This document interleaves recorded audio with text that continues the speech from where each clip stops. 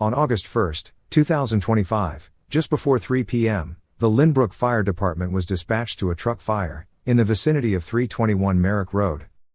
Upon his arrival, Chief Murphy advised responding units the location was actually Merrick Rd and Peninsula Blvd, and further advised that there was a fire in the engine compartment of an ice cream truck. Chief Murphy directed Engine 422 to stretch an 1 3/4 hose line to extinguish the fire. Ladder 428 forced the hood on the truck to expose the engine compartment. Ambulance 425A was also on scene, having just returned from previous aided cases. Units were on scene for roughly a half hour.